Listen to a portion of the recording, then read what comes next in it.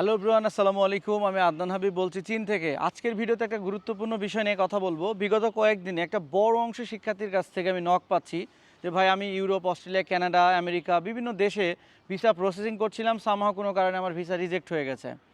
Normally visa যখন কারো reject হয় তখন ওই সময়টুকুতে সবাই একটু ডিপ্রেস থাকে, কি করবে না করবে, অন্য কোনো দেশে ট্রাই করবে কি না, এগুলো নিয়ে কিন্তু প্রচুর দ্বিধাদ্বন্দ্বে থাকে। আমি তাদের জন্য মূলত আজকের ভিডিওটা তৈরি করছি, যারা অন্য দেশে ভিসা রিজেক্ট হয়েছেন বা রিজেক্ট খেয়েছেন অলরেডি। আজকের ভিডিওটা টোটালি আপনাদের জন্য। পুরো ভিডিওটা একদম শুরু থেকে শেষ পর্যন্ত মনোযোগ সহকারে দেখার চেষ্টা করবেন। আশা করছি আপনি যে একটা ডিপ্রেশনে আছেন, একটা সলিউশন আপনি পেয়ে যাবেন এখান থেকে। বাংলাদেশ থেকে আমরা বিদেশে উচ্চশিক্ষা আগ্রহী শিক্ষার্থীদেরকে 3 ক্যাটাগরিতে ভাগ করি। নর্মালি আমরা যেটা দেখি আর কি, এক এক শ্রেণীর শিক্ষার্থী আছে যাদের প্রচুর বাজেট আছে, টাকা পয়সা আছে, ভালো প্রোফাইল আছে, তারা normally Europe, Australia, Canada, America এই দেশগুলোতে তারা ট্রাই করে। এক অংশ শিক্ষার্থী আছে যাদের হয়তো প্রোফাইল ভালো, যাদের বাজেট নিয়েও কোনো আপত্তি নাই, কিন্তু তারা অনেকে জাপান ট্রাই করে, অনেকে কোরিয়াতে ট্রাই করে, অথবা আবার মিডল ইস্টের দু একটা দেশ আছে সেখানেও কিন্তু অনেকে ট্রাই করে। আবার একটা অংশ শিক্ষার্থী আছে যাদের মোটামুটি বাজেট কম, ব্যাংক স্টেটমেন্ট দেখানোর মতো পর্যাপ্ত টাকা পয়সা নাই, একটা স্কলারশিপের উপর নির্ভর করে বিদেশে উচ্চশিক্ষা আসতে যাচ্ছে। এরকম বাংলাদেশ থেকে একটা বড় অংশ শিক্ষার্থী আবার চীনে উচ্চশিক্ষা আসে। তো এরকম কিন্তু একটা বড় অংশ শিক্ষার্থী এক এক জায়গায় এক এক রকম করে যায়, কিন্তু সব কিছু তার পরিকল্পনা মাফিক হয় না। অনেকে যারা ইউরোপ, অস্ট্রেলিয়াতে ট্রাই করছেন, অনেকের ভিসা রিজেক্ট হচ্ছে। অনেকে যারা কোরিয়া বা জাপানে ট্রাই করছেন, তাদেরও ভিসা রিজেক্ট হচ্ছে। সো আলটিমেটলি যাদের এই মতো ভিসা রিজেক্ট হয়েছে, আপনি হোয়াট এভার যেই কান্ট্রিতে ট্রাই করেন না কেন, যাদের ভিসা রিজেক্ট হচ্ছে, তারা কিন্তু চীনকে এই মুহূর্তে কনসিডার করতে পারেন। কেন কনসিডার করবেন, এই যুক্তিতর্কে আমি আসবো। আপনি যদি এই যুক্তিতর্কটা ভালো করে বুঝেন, আই থিঙ্ক আপনার ডিসিশন নিতে সুবিধা হবে। নাম্বার 1 হচ্ছে, দেখেন, চায়নাতে আপনি যে ইউনিভার্সিটি, যে র্যাঙ্কিংয়ের, যে মানের ইউনিভার্সিটিতে আপনি এখানে পড়ালেখা করার সুযোগ পাচ্ছেন, আপনি ইউরোপ, অস্ট্রেলিয়া, কানাডা বলেন, জাপান বলেন, কোরিয়া বলেন, আপনি যেখানেই ট্রাই করেন না কেন, আপনি চায়নাতে যে মানের, যে র্যাঙ্কিংয়ের ইউনিভার্সিটি আপনি পাচ্ছেন, এরকম ইউনিভার্সিটি, এরকম ভালো র্যাঙ্কিংয়ের ইউনিভার্সিটি আপনি কোথাও পাবেন না, আপনি যেখানে সুযোগ পাচ্ছেন আর কি।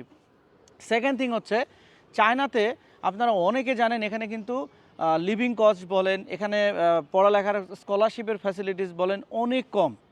আপনি যদি চায়নার একটা ইউনিভার্সিটিতে, বিশেষ করে যারা মাস্টার্স, পিএইচডি, ডিপ্লোমা প্রোগ্রাম, এরা যারা স্টুডেন্ট আছে, এদের তো চায়নাতে পড়াশোনা করার জন্য খুবই সাফিসিয়েন্ট। বিশেষ করে মাস্টার্স, পিএইচডিতে তো বাসা থেকে টাকাই নিতে হয় না, ফুল ফান্ডেড একটা স্কলারশিপ পেয়ে যায়। প্রতি মাসে মাসে যেই টাকাটা উপবৃত্তি পায়, সেটা দিয়ে তাদের খাওয়া খরচ, পকেট খরচ হয়ে যায়, তাদের বাসা থেকে কোনো টাকা নিতে হয় না। আবার ডিপ্লোমা প্রোগ্রামের শিক্ষার্থীও যারা আছে, যারা ফুল ফান্ডেড স্কলারশিপ পায়, তাদের বাসা থেকে টাকা নিতে হয় না। আর যারা টিউশন হোস্টেল ফ্রি পায়, তারা হয়তো প্রতি মাসে মাসে 10 থেকে 12,000 টাকা করে বাসা থেকে নিতে হয় খাওয়া খরচ, পকেট খরচের জন্য। আবার যারা ব্যাচেলর প্রোগ্রামে অ্যাপ্লিকেশন করবেন, বাংলাদেশ থেকে যারা উচ্চ মাধ্যমিক অথবা পলিটেকনিক থেকে ডিপ্লোমা ইঞ্জিনিয়ারিং পাস করেছেন, যারা এখানে ব্যাচেলর প্রোগ্রামে অ্যাপ্লিকেশন করেন, আপনার প্রোফাইল অনুযায়ী এখানে ফুল ফান্ডেড স্কলারশিপ আছে, ফুল ফি স্কলারশিপ আছে, ফুল স্কলারশিপ আছে, হাফ স্কলারশিপও আছে। সব ধরনের স্কলারশিপ এখানে অ্যাভেলেবেল আছে আপনার অ্যাপ্লিকেশনের জন্য। এবং আপনি স্কলারশিপ পাওয়ার পরে আপনার বাকি যে পেমেন্টগুলো আছে সেগুলো আপনি ওকে করতে পারবেন। চায়নাতে লিভিং কস্ট অনেক কম, এখানে 10 থেকে 12,000 টাকা হলে মোটামুটি প্রতি মাসে খাওয়া খরচ, পকেট খরচ হয়ে যায়। এবং বিশ্ববিদ্যালয়ে যে হোস্টেলের ভাড়া, মোটামুটি চায়নার একটা করে বিশ্ববিদ্যালয়ের হোস্টেলের ভাড়া বছরে 30,000 টাকা থেকে 70,000 টাকার ভিতরে থাকে। কোনোটা 30,000, কোনোটা 40,000, কোনোটা 50,000, এরকম একটা অ্যামাউন্ট বাংলাদেশি টাকা লাগে প্রতি বছর হোস্টেল ভাড়া। অ্যান্ড আপনার স্কলারশিপ যদি স্কলারশিপের মধ্যে ইনক্লুড হয়, তাহলে সেই হোস্টেল ভাড়াও পেমেন্ট করতে হবে না। আর যদি স্কলারশিপের মধ্যে হোস্টেলটা ইনক্লুড না হয়, তাহলে হোস্টেলের ভাড়াটা পেমেন্ট করতে হয়। বিষয়টা হচ্ছে এরকম। পরের একটা গুরুত্বপূর্ণ পাঠে আসি, চায়না থেকে পাশ করার পরেও আপনারা অনেকে জানেন যে, অনেকে মনে করেন চায়না থেকে পাশ করার পরে ফিউচারটা কি। চায়না থেকে পাশ করার পরে ফিউচার আছে অনেক। নাম্বার 1 হচ্ছে, এখন বর্তমানে চায়না থেকে আপনি পাশ করার পরে চায়নাতেই হাজার হাজার চাইনিজ কোম্পানি আছে যেগুলোতে আপনি জবে অ্যাপ্লাই করতে পারবেন। এটার জন্য অ্যাটলিস্ট আপনাকে চায়না থেকে মাস্টার্স কমপ্লিট করতে হবে। ব্যাচেলর পাশ করেও দু একজন চাকরি বাকরি করছে, হাইলি কোয়ালিফাইড হলে সেখানে চাকরি পাওয়া যায়। তবে এটা আপনি শুধু চীন না, যেই দেশে যান না কেন, পাশ করার পরে যদি ওই দেশে আপনি চাকরির জন্য অ্যাপ্লিকেশন করতে চান, ডেফিনেটলি সেই দেশের লোকাল ভাষায় ভালো পারদর্শী হতে হবে। সেটা আপনি জার্মানিতে গেলেও সেম। আপনি জার্মানিতে যাচ্ছেন, জার্মান না জানলে আপনাকে ওখানে কেউ ভালোভাবে কেউ জবের জন্য অফার করবে না। চায়নাতেও সেম। আপনি ব্যাচেলর শেষ করছেন, ব্যাচেলর শেষ করার পরে বা মাস্টার শেষ করার পরে এখানে যদি আপনি জবের জন্য অ্যাপ্লিকেশন করেন, তাহলে ডেফিনেটলি আপনাকে চাইনিজ ভাষায় পারদর্শী হতে হবে, ভালো একটা প্রোফাইল থাকতে হবে, তাহলে আপনি এখানে একটা জব ম্যানেজ করে ফেলতে পারবেন ইনশাল্লাহ। সো আফটার গ্র্যাজুয়েশন জব করার সুযোগ আছে। পরের ব্যাপার হচ্ছে চীন থেকে পাশ করার পরে কেউ যদি বাংলাদেশে ব্যাক করেন সেখানেও কিন্তু ভালো একটা জবের অপরচুনিটি আছে। বাংলাদেশের সরকারি বেসরকারি সব ধরনের জবে আপনি অ্যাপ্লিকেশন করতে পারবেন। বিশেষ করে প্রাইভেট সেক্টরে আপনারা খেয়াল করেছেন বাংলাদেশের প্রাইভেট সেক্টরে যতগুলো কোম্পানি আছে তার একটা সিংহভাগ কোম্পানি কিন্তু চাইনিজ কোম্পানি।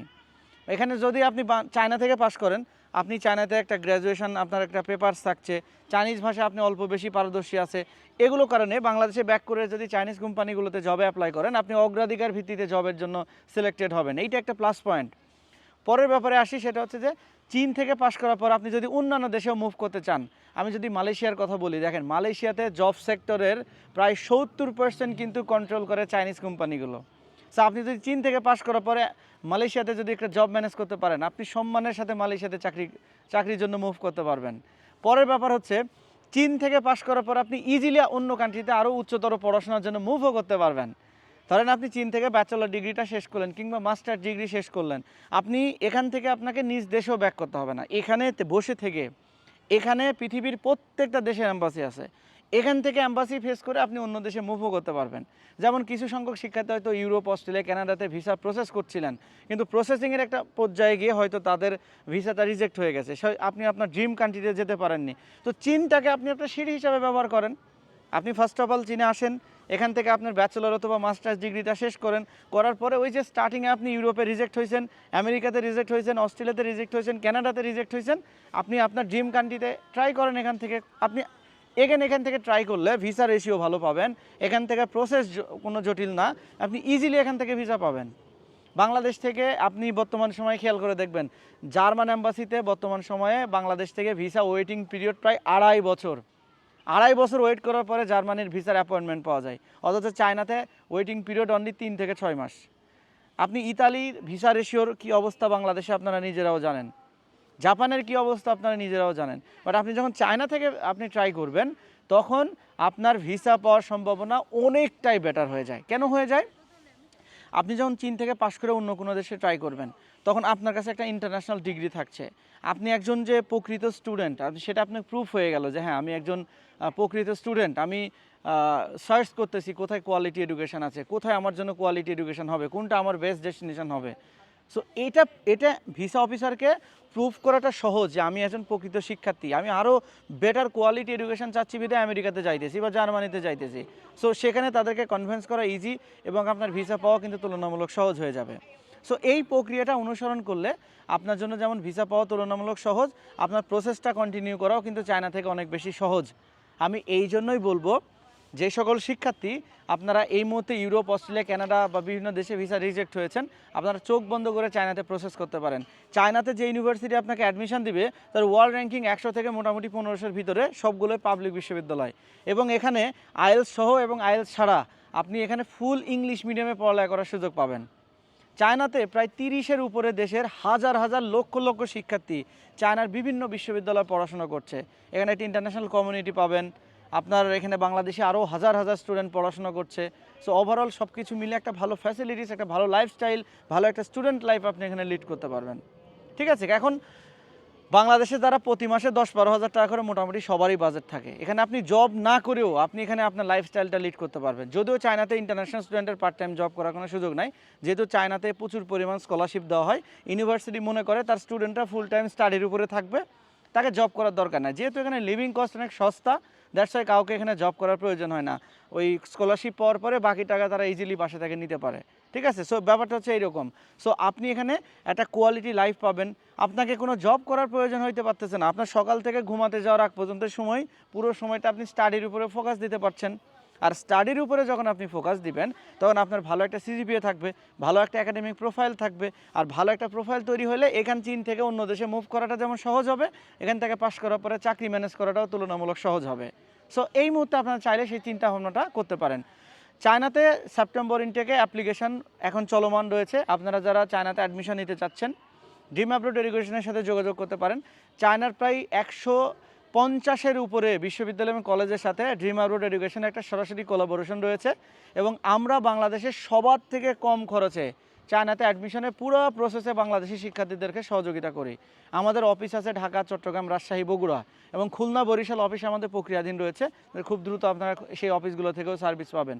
সো আমাদের অফিস ভিজিট করে বিস্তারিত তথ্য নিতে পারবেন। আর চীনে উচ্চশিক্ষা নিয়ে যদি মনে করেন আমাদের সাথে একটু পরামর্শ করবেন, আপনার প্রোফাইল অ্যানালাইসিস করে বিস্তারিত আপনি পরামর্শ নেবেন, তাহলে এই ভিডিও ডেসক্রিপশনে যে হোয়াটসঅ্যাপ নাম্বারটা রয়েছে সেখানে নক দিয়ে বিস্তারিত তথ্য জেনে নিতে পারবেন। এই ছিল আজকের ভিডিওতে। দেখা হবে, কথা হবে নতুন কোনো ভিডিওতে, নতুন কোনো টপিকে। সে পর্যন্ত সবাই ভালো থাকবেন, সুস্থ থাকবেন। আল্লাহ হাফেজ।